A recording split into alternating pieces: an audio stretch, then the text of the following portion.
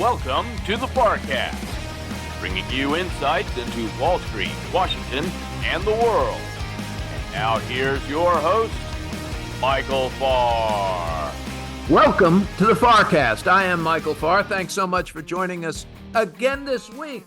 It is the 9th day of May. We're moving into the second month of the second quarter, and the year is continuing apace. The Dow Industrial Average, a lot of people still want to discount it, want to pay attention to the S&P 500, as they rightly should, but it is our still oldest bellwether out there. It's been kind of on a tear. Dow's been doing really well. We've had a pullback, that's the last 5 or 6 days, but we'll take any uptake we can get after a really not so great April. Stocks are doing what stocks should do. They're pricing future expectations. They're pricing earnings growth based on what investors see as an economy that seems to be reasonably strong. The economy seems to be reasonably strong. Stock prices are holding up. The misses are getting punished, and misses get punished when stock prices are high. And for the pullback in April, we're still near all-time highs, and multiples are still 20 times earnings. And those that can promise above average earnings growth typically get above average prices. They get premiums. And if those earnings disappoint, those stocks take it right in the neck. We've seen that. Still, and yet, overall, things seem to be fine. 10-year Treasury rallied awfully nicely, got down into the 4.4%. Now 4.5%. Historically, folks, these interest rates are still very low. The cost of money is relatively low. I know what you're going to say. Tell that to a mortgage first-time home buyer, Farr. You're right. That 7% mortgage is a good deal higher than it's been in the last 5 to 10 years. Historically, going back to when I was in my salad days, we were all above 8, 9% on mortgages. So again, relatively, these things aren't awful, and these rates are not choking the economy. Jay Bryson made a great point last week, though. If the Fed stays steady at this 5.25% rate and inflation comes down, the real rate of interest actually goes up and becomes more constraining, restraining, and it's still tightening. What does that mean? Wait a minute. That just sounds wonky and my eyes are glazing over. I hate it when you talk like that, Farr. You ought to see the expression on my wife's face right now, folks. She at this hour of the morning, she just hates it when I talk at all. But this is how I make my money, honey. This is how I do it. Okay, sorry. If the rate is 5% and inflation is 5%, then the real rate is 0. If inflation is 3% and the real rate and the Fed rate is 5%, then the real rate is 2. So if inflation goes down to 2, then the real cost of money becomes 3%, and that's when the Fed may have to follow it down. That's when it can be more constraining, can put heavier pressure on the brakes of the economy just as inflation goes away. It hasn't abated yet, and Jay Powell said, okay, but overall, we still think we're moving in the right direction, and a couple of numbers that blip up to the upside do not a trend make. So we're going to stick to our guns, and we're going to be patient and watch, and everything else seems to be going okay. Unemployment ticked up a little bit. We'll see where it goes from there, but 3.9%, still awfully low. What does it mean as we cover Wall Street, Washington, and the world on the FarrCast? Well, we're going to ask Jim Lebenthal from Cerity Partners, of course. He's the smartest guy we get to talk to. Good morning, Jim, and welcome back. Michael, thank you for your wonderful welcome, your kind compliments. I sure hope you know smarter people than me. That feels like a low bar to clear. I really don't. You're kind of it, Jim. You're the smartest guy I know, and grateful to know you. So now that tells you a lot about my world, I guess, Jim. But tell us what you think's going on in these markets and investing and how the year's unfolding. Do you sell in May and go away? Well, I think we're in a weirdly calm moment right now. And I always, when we do this, I listen to your intro and I think about what item do I really want to seize upon. And Michael, I think you'll probably agree that we're tired of talking about the Fed, inflation rates, 10-year Treasury, Fed funds futures, all that sort of stuff. We're in this weird calm period where the economy seems just fine. I heard you talk about the uptick in unemployment. That's factual. But of course, initial jobless claims would make it clear that the labor market is pretty strong right now. Profit growth is better than expected. Things look pretty good. Now, what folks, I think you should take away from this is occasionally you have a moment like this where you can wake up in the morning and not worry. But it doesn't last. And I can't tell you, and Michael can't tell you what the catalyst is going to be.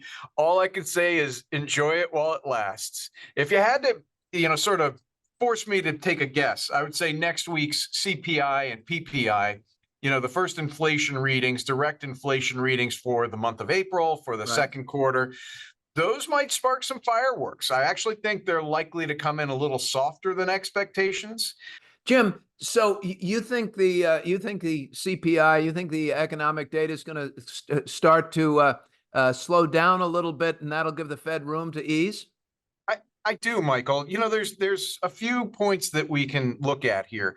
Hang on, Jim? Do you expect them to? I mean, I still don't expect the Fed to do anything for the rest of the year. And for those of you who are saying, "I wish you'd quit talking about the Fed, Farr," I'm sorry. This is important because markets have been pricing in. They started the year pricing in 7 or 8 cuts for the year, and they were ebullient, saying, "Geez, we're off to the races because the Fed's going to give us a lot of cheap money." And the Fed has been saying consistently, "You're the only ones who seem to think so, and not so much, and we're going to stick to our guns."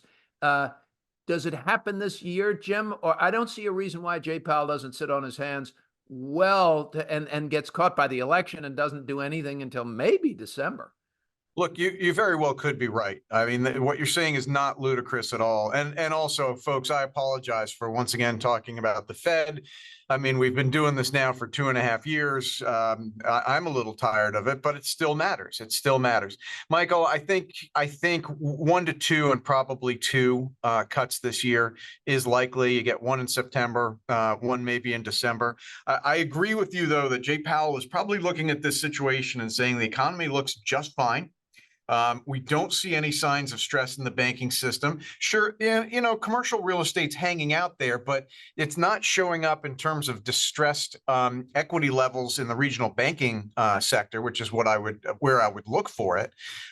So he's not seeing a real reason to cut other than what you were referring to in your intro, that as inflation comes down, the real rate of the Fed funds level becomes more and more restrictive. And that may not be what they want. I mean, look, a couple of things here. One, if you look overseas, you are starting to see rate cuts. Now, I know Sweden's central bank is not necessarily the guiding star that we usually follow, but they did cut this week, and that is the first. The ECB is looking like they're going to cut soon. Inflation in Europe, by the way, is lower, at least as measured, than it is here in the United States. And again, in the States, things that point to lower inflation, used car prices, market prices for rents, things like that. So I do think you'll get those cuts just based on inflation softening. But those predictions earlier this year of 6+ cuts, those were predicated on a disastrous economic outcome that did not come to pass. Right. So, Jim, let's go right into investing here for our final 3 minutes or so. And let's talk about what you do with portfolios and what we're hearing from clients. I know our listeners are always interested in that. So as I'm hearing from clients, I've got clients telling me they want more risk. I've got clients who are saying, isn't there like a chip ETF out there, an AI ETF? Can't we add? I don't want to add to my fixed income at all here. We're hearing those sorts of things. And then I don't know if you're hearing that. And then I've got a follow-up question right after that. So let me give you that one first.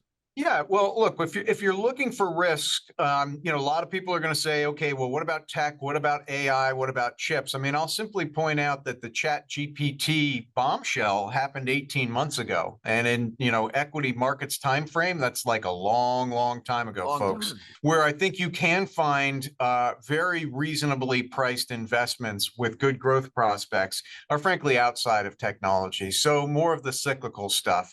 Take a look at traditional discretionary.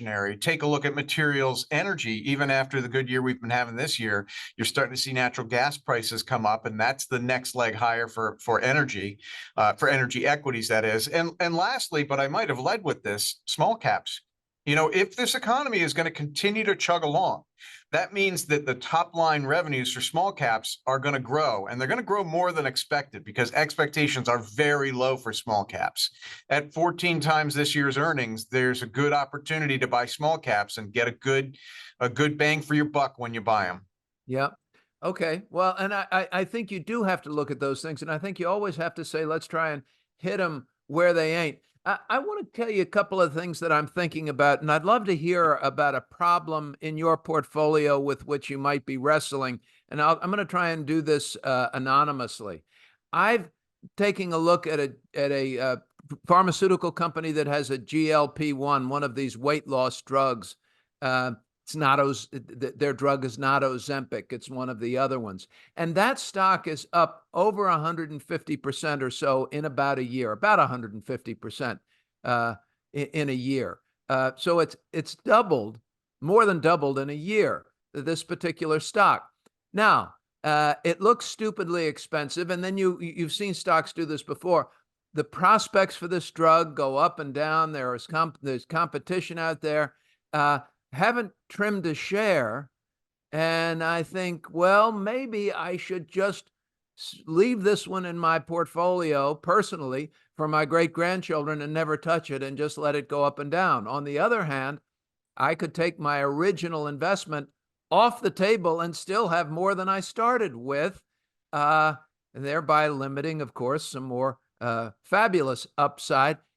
How do you square something like that when a product's doing well, the share price is stupid high, and yet the prospects are remarkable? Well, Michael, you know very well as I do, that part of the business we're in is managing the psychology of our clients and frankly ourselves. Yes. So the right answer scientifically may be hold your position. Okay. And 3 years from now, if you could just time warp 3 years ahead, it maybe is going to look like a fabulous investment. The problem is that time frame between now and 3 years from now, there's going to be all these ups and downs. And managing, again, not just our client's psychology, but our own psychology leads me to often say, when you've got a great winner like that, you will feel really good if you trim a little bit. You don't have to take your whole investment out. And by that, I mean your cost basis, nor sell the position entirely. But if you trim it, you have the beauty of, if the stock goes down, you can say to yourself, pat yourself on the back, you trimmed it. If it goes up, you can say to yourself, I've still got a very nice position and I'm happy with it. It's the psychology that sometimes makes life a lot easier to live. Jim Lebenthal is a partner at Cerity Partners, CNBC contributor, and one of the smartest guys I get to ever talk to. And by the way, of course, one of the nicest damn guys you ever want to meet. Thank you so much, Jim. It's a pleasure always, and thank you, Michael. We're going to be back with Dan Mahaffee. Hey, Mike Johnson survived. When we come back, please stay with us.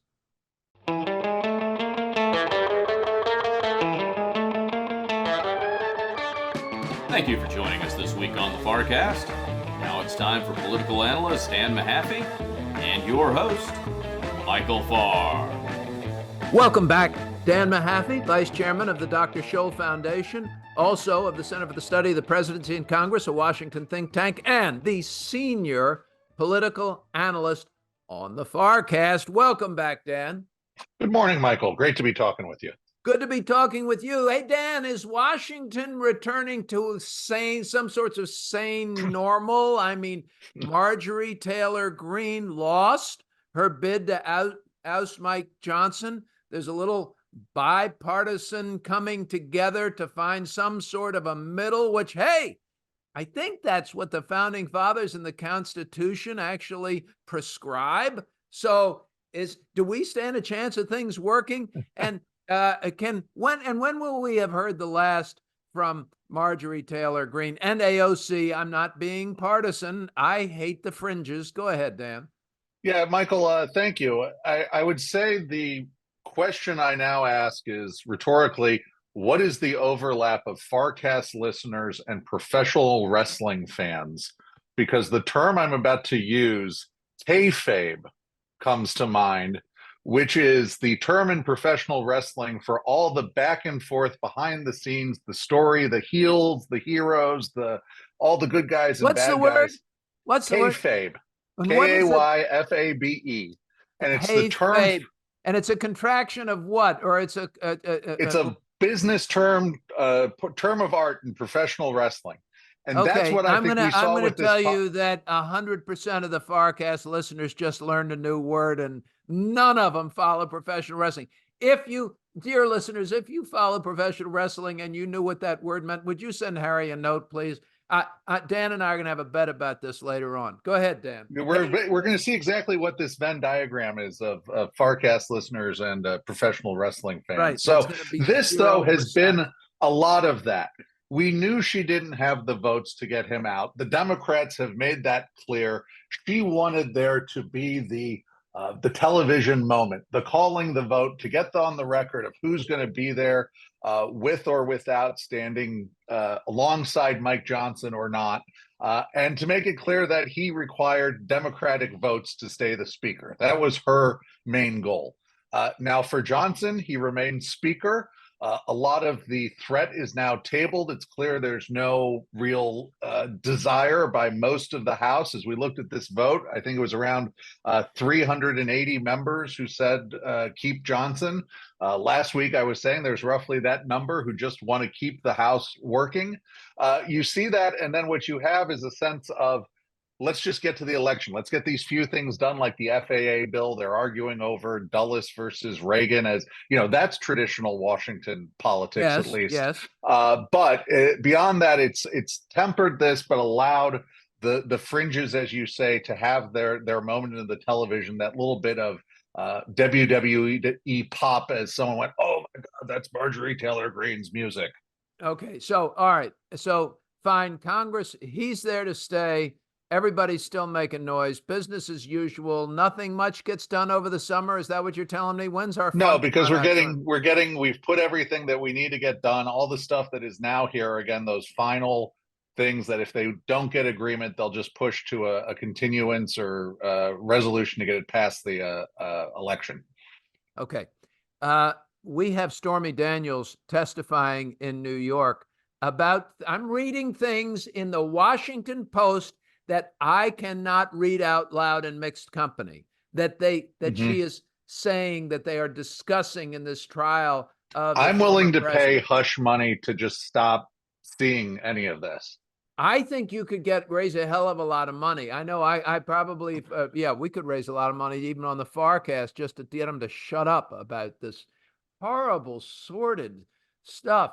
My favorite line, though, in the Post yesterday morning was, after this litany of complaints about this sexual encounter with former President Trump, Stormy Daniels added, but the encounter was brief. The encounter, or very brief, something like that. I mean, how to take a shot when you're, anyway. Yeah, but these legal cases are anything but brief. We see the more serious ones being delayed by the Supreme Court matter, the classified documents. Well, yeah, and the effect seems that President Trump's ratings go up in the face of this stuff. Right. Biden's dropping like a rock in the polls. What's going on? I think Biden continues to face the questions about his age, competency, and the overall economic headwinds. And there are more rumors that there's going to be some big change at the Democratic convention, which always arise whenever you have a president with questionable popularity. And they never drop out. These guys never quit. They're like cockroaches. They never go away. Look at the president. You can love the president. You can love President Biden, love him. You can't tell me that he hasn't passed the expiration date on the milk carton for best use. I mean, no, come on. This is an elderly man who's struggling, and this is the most important, powerful job in the world. Dan, what am I getting wrong? And how many people did I just really piss off? Well, look, I think you're saying what a lot of Democrats and others say behind the scenes. A lot say it openly.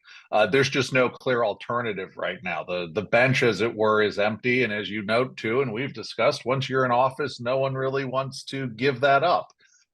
The other parts where people talk about conventions and stuff like that, right now, bar something that happens involving health or something of that nature, the type of things that we can't account or control for, at least on the political timeline, I would say those things about the convention or a replacement or, put down the bourbon and stop watching West Wing reruns because it's just not going to work that way. I'm not sure that, okay, stop watching West Wing rerun. Don't put down your bourbon. God, if you ever needed it, you probably need it now, and you're going to need more of it as we. But I think to circle back to the final point on these cases is unless you're in that Pacific Island atoll with the guy who thinks the war is still going on, most American voters have a clear understanding of Biden's age and Trump's character. These are not unknowns to be established right now.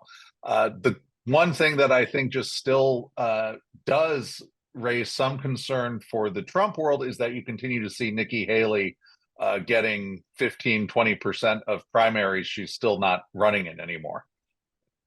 Israel, Dan, the president is under fire over what's going on in Israel and how he's handling it. I don't know what anyone expects the president to do.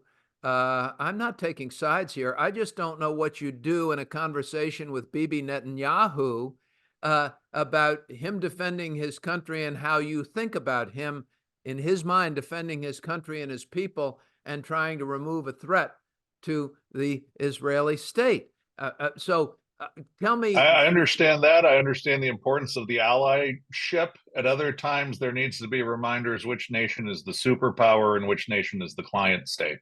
And are any of those, it seemed to be falling on deaf ears. And does Israel really need our money at this point to pursue what they're doing in the Gaza, in Palestine? I don't think they do. I think they're pretty set for a while. They're set for a while in terms of their own capabilities. But look, when it comes to resupply of munitions, advanced capabilities, and really what Biden was focusing on with these holds, let's be clear, it's not a widespread arms halt. It's simply high explosive bombs. And they said they weren't going to give them to the IDF because they want to know how they're going to be using high explosive bombs, perhaps in urban areas. So that's the hold.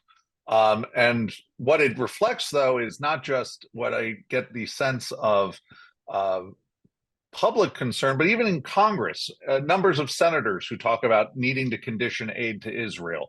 It's not just what you see on the campuses that has kind of taken away the attention and sucked a lot of the oxygen on this discussion out. It's that American politicians are beginning to question, too, how Israel's handling this. Yeah. Let's shift.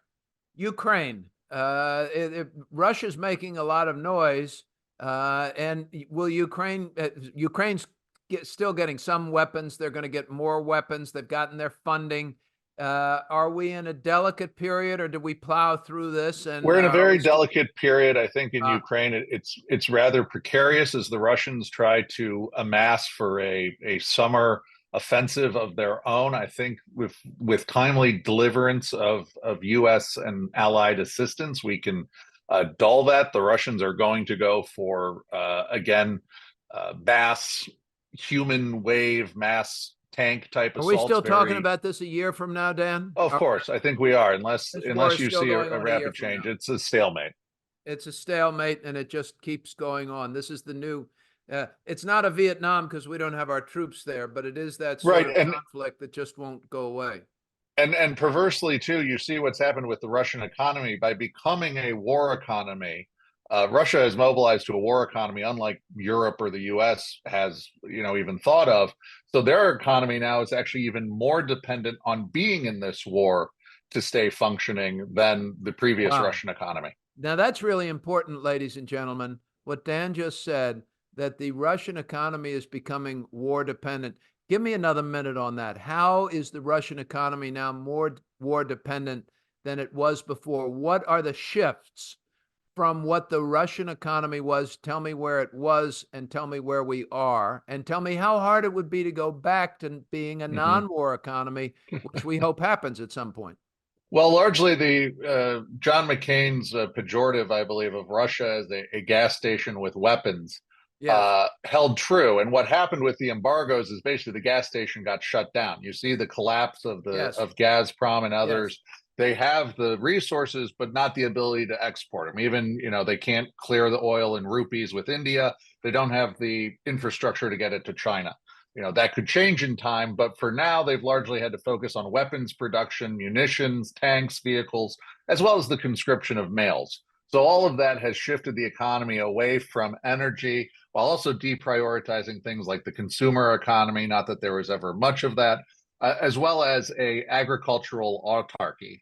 You see Russians now trying to replace Italian mozzarella and Parmesan with their own farming, for example. So Russia has developed an economy cut off and geared towards war. And in ways, as we saw Putin getting his latest term in office, that economy is largely geared to continuing this war, not stopping it. Okay. We have Xi Jinping active in Europe. What's he doing? He's trying to prevent Beijing's biggest fear, which is that there's a Washington-Europe alignment on China. The more the U.S. and the U.S. and Europe talk together on issues of China, on trade, on global security, that makes China nervous. Okay. What she's trying to do is get some concessions from the Europeans, although they're in some ways angrier than us on some of the trade, electrical vehicle rules, things like that. But he's also looking at areas, Xi Jinping, like Putin, sees Viktor Orban in Hungary as a useful Trojan horse. So he'll be visiting Hungary. I'm very close to a lot of the law enforcement folks in Washington, D.C. because of Heroes. And Heroes is one of, I think, the best charities to which anyone can contribute. Heroes takes care of the families of the fallen first responders, police and firefighters and EMTs and others. And they cover park police and Secret Service and everything else. And you're never going to hear about them. And they don't. Heroes refuses to take the widows and children and march them in front of television cameras. They do all of this very anonymously, very privately, but they help pay off mortgages, and they put the children of these folks who give up their lives in the line of duty, put all the children through the college of their choices. It's just a wonderful organization and the right kind of charity that they're not being boastful. They don't stand up and tell you what they're doing. They just show up and do it. So Heroes, great charity in Washington, D.C. And I've gotten to know a lot of these police chiefs, and the police chiefs always say, we follow the money in every crime. We want to follow the money. And when you look at influence, political influence around the world, yes, as the former head of the Mossad said to me years ago in Israel, he said, the United States is very strong militarily, but your economic influence is far greater, far greater.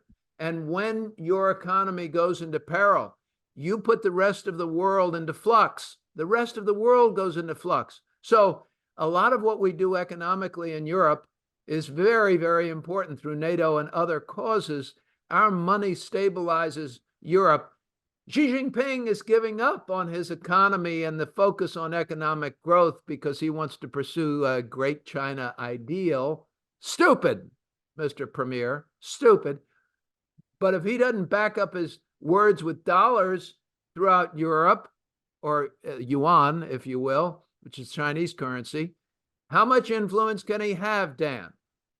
Well, that's again where we see the money going into the Balkan countries, the Eastern European countries. That's where China's tried to do some of this, Greece and Italy as well. But there has been European pushback. It's led by increasingly the Germans and the French. We see raids on Chinese companies. We see Germans now looking at counter-espionage, counterintelligence operations against the Chinese. So this is all going on in the background. The Europeans, if anything, are becoming more aware. I think discussion, though, of U.S. power, one, the economic power, maintaining that. But you also talked about, I'll build on your analogy, heroes works quietly in the background.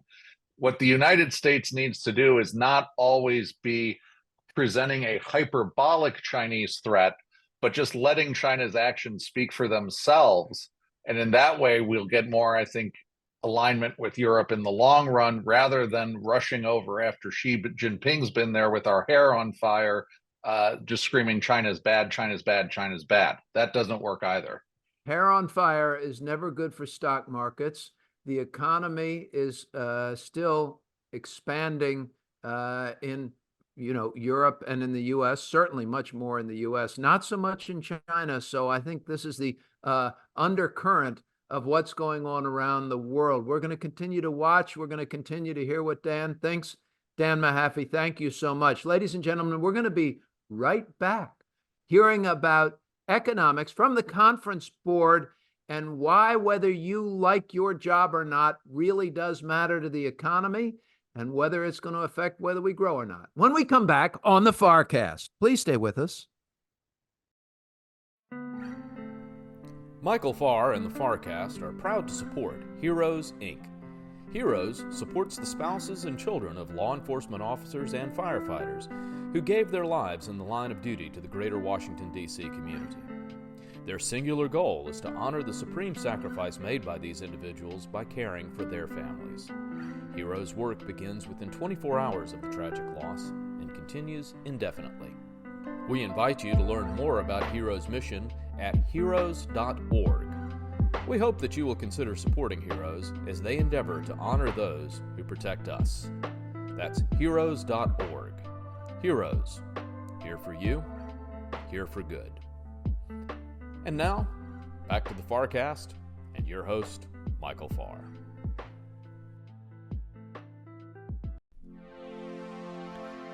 Thank you for joining us on the FarrCast. And now, back to your host, Michael Farr. Welcome back. We are here on May the 9th doing the FarrCast this week, as we do, and cover Wall Street, Washington, and the world.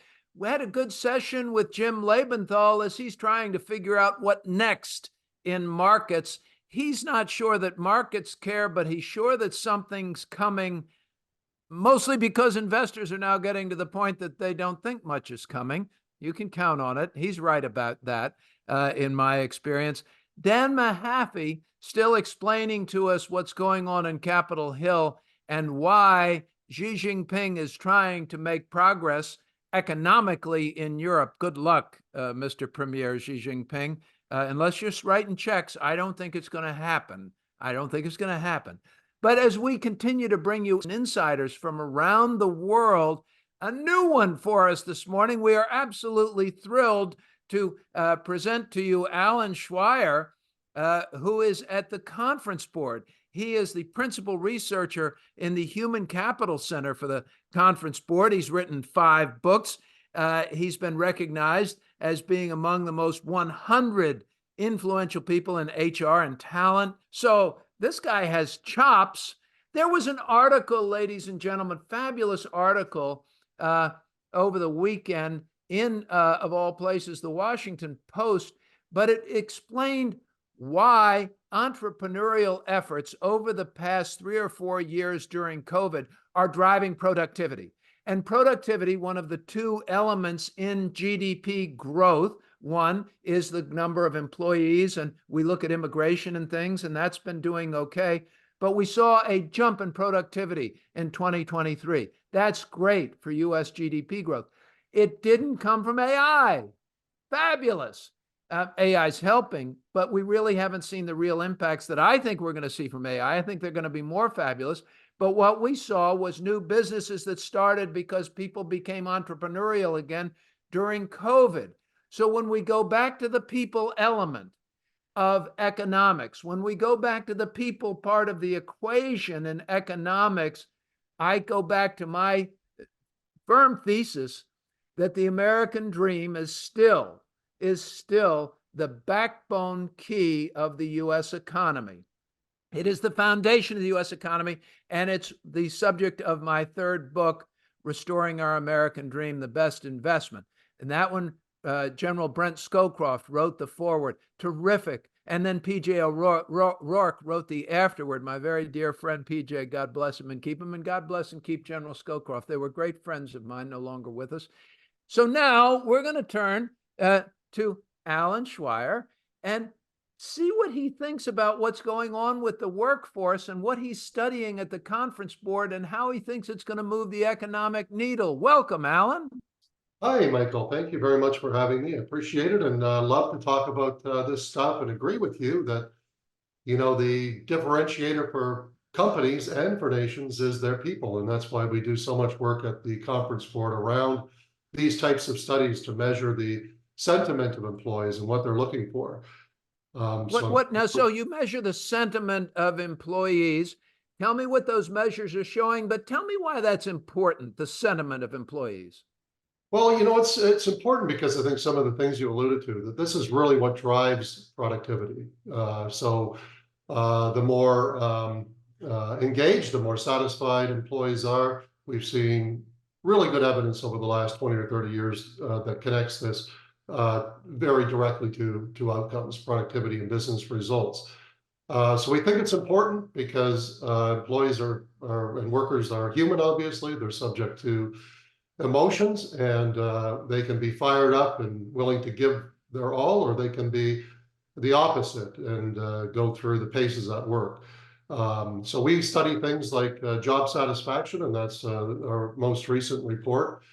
We found, Michael, that it's up again for the past 13 years. Wait, job satisfaction's on the rise. It's on the rise, but there's a really important caveat to that. It hit its low in 2010. So you can imagine the effects of the Great Recession still lingering. Great financial crisis, right? That was a low mark, and people were not feeling particularly good. I'm remembering the two things that come to mind as we talk about this. The old Dunkin' Donuts ad where they had the little fat guy with the mustache who used to robotically get out of bed and shuffle and go, "Time to make the donuts. Time to make the donuts." Like it was the last thing in the world he wanted to do, and he would always get happy when the customers would come through the door.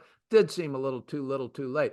If your job feels like drudgery, you're going to take a drudgery approach to it, and that will affect your productivity. The Soviet Union workers used to say in the Soviet Union, we pretend to work and they pretend to pay us. So there's also got to be a certain element in here, Allan, of being satisfied with how much you're getting paid. You got to be a little excited that you're seeing some wage increases in here too. How does all of this come together? And you said you had a caveat for us, so give it to us.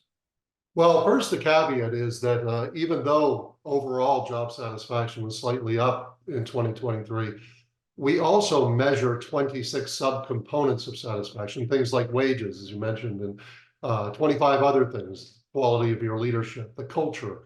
And every single one of those 26 subcomponents was down over last year. Really? Yeah, it's the first time we've seen. So the subcomponents are down, and yet the overall satisfaction's up. How do you account for that? Because the overall satisfaction question is separate. We don't average all the questions together to come up with the final number. We asked one question at the very end: overall, how satisfied are you with your work? And it was just slightly up, less than half a percentage point over last year. But the 26 components are also 26 questions. How satisfied are you with your wages? How satisfied are you with your leadership, with the culture at work, with your health benefits, and so on? And like I say, every one of those was down.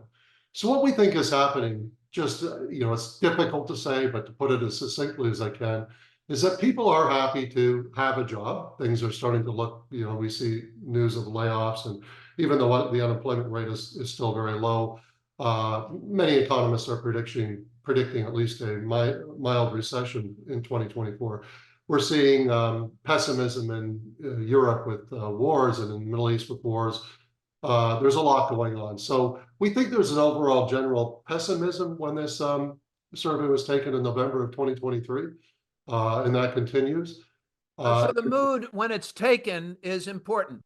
Allan, where I was going to go now and then is what does this tell you about the future prospects for the economy? Are you seeing enough of a trend that you are expecting sustained optimism here from workers? Is this going to move the economic needle? And what you're expecting based on these numbers? And then I'd like to ask you why you think we saw that surge in entrepreneurial efforts over the past 3 years, and the difference you think that might make, and we'll wrap right there. Sure. Okay. Yeah. So we'll get Harry to count us back in, Okay. so we can get a clean start for break for him, because he has to do all the editing here. Okay. And we're back in 3, 2, 1. Okay, Allan. So now this is interesting. So tell me, do we see enough of a trend here? What are these trends telling you? Are you optimistic about the U.S. economic growth? Do they give you any insights into inflation? Are there going to be more wage pressure based on this? Or if satisfaction's moving up, maybe we don't need to increase wages, huh? Well, yeah, I mean, it's also important to note that satisfaction, we think, is plateaued and maybe is at risk. It might be down next year. Okay. Because it's down across the 26 subcomponents. And we know from doing this from 1987, this is the oldest satisfaction survey in the country, and we have lots of trend data. We see that it tracks with the economy. So when things are bad with the economy, satisfaction tends to drop.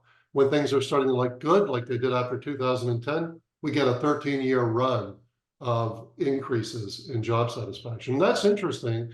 Even the dip during COVID, where we looked like we might go into a recession for a few months, did not affect job satisfaction. In fact, job satisfaction went up 6 points between 2020 and 2023. Wow. So let's track with the economy. And for that reason, Michael, I can tell you that employers should pay attention to this, especially if you believe in the wisdom of the masses, right? If we had 1,700 workers take the survey, they're showing some pessimism. Okay, so they're showing some pessimism. What should that tell me to do as an employer? As an employer, you have some choices, right? If the economy does stay strong and the labor market stays tight, you're going to see some pressure on wages. You're going to see some pressure on the financial elements of job satisfaction, as well as the non-financial, like culture and so on. If there is a recession and the labor market loosens and the unemployment rate goes up, employers have traditionally stepped back on what they offer. They've reduced wage gains. They've reduced benefits. They've reduced their efforts on improving the culture. I think that's a mistake. If there is going to be a recession in the United States in 2024, it looks like it'll be mild and shallow. There's not much indication. Is the Conference Board expecting a recession in 2024? Conference Board has predicted a mild and shallow recession in 2024. Okay. Nothing specific, but most economists have at one point or other over the last 6 months made the same sort of prediction. But that should not be enough to reverse the gains that employers have made in making the experience of work better for workers. As you said at the outset, Michael, talent and human capital is what differentiates organizations. And to step back if there's a recession and reduce the benefits that you're giving to your employers is to invite turnover when the recession inevitably, mild recession inevitably ends. Right. You can't start reducing benefits to employee, and you can't start reducing comp in a tight labor market. So the only way that works is if the Conference Board is correct and you do get some sort of mild recession, that should coincide with an increase in the unemployment rate. And if there are more people unemployed looking for jobs, then you can pull back on your comp. Then you can pull back on those things, satisfaction be damned, because you have another employee willing to take that job. You have someone in the job workforce looking for the job, and the person you have who's dissatisfied can be replaced. If you don't have a ready replacement, you better be nice to the guy you have. We can say that this sounds very draconian and bloodless in my approach to it, but I assure you economics is not called the dismal science for nothing. Hey, Allan Schweyer is the principal researcher, Human Capital Center at the Conference Board. Allan, thanks so much for joining us on the FarrCast. Thank you, Michael. Really appreciate you being with us. That's it, ladies and gentlemen, for another FarrCast as we cover Wall Street, Washington, and the world. We'll be back next week, help provide some insights and help us all think a little bit more about the world in which we live and the world and economy in which we invest. I learn something every week. Hope you do too. Have a great weekend. Please share us on your social media. For Harry Jennings, our producer, everybody at Hightower Advisors, and Farr Miller in Washington, thanks for listening. I'm Michael Farr. See you next week. That's a wrap on this week's episode of the FarrCast. We hope you've enjoyed the show as much as we've enjoyed making it for you. Thanks to our guests, Jim Lebenthal, Dan Mahaffee, and special guest, Allan Schweyer from the Conference Board. The FarrCast is produced by Michael Farr and Harry Jennings and comes to you weekly for free on all major podcast platforms, including Spotify, TuneIn, and Apple Podcasts. You can stream past episodes as well as subscribe so you never miss a new one. We love reading all of your notes and try to reply to as many as we can. You can reach us at hjennings@farrmiller.com. Let us know any questions you have about past episodes or questions you'd like us to answer in upcoming shows. Take care, stay safe, and stay healthy. Thanks for listening to the FarrCast. Wall Street, Washington, and the world.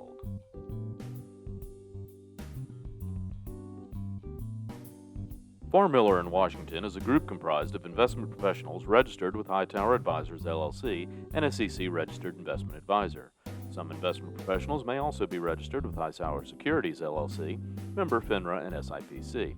Advisory services are offered through Hightower Advisors, LLC. Securities are offered through Hightower Securities, LLC. All information referenced herein is from sources believed to be reliable. Farr Miller in Washington and Hightower Advisors, LLC have not independently verified the accuracy or completeness of the information contained in this podcast.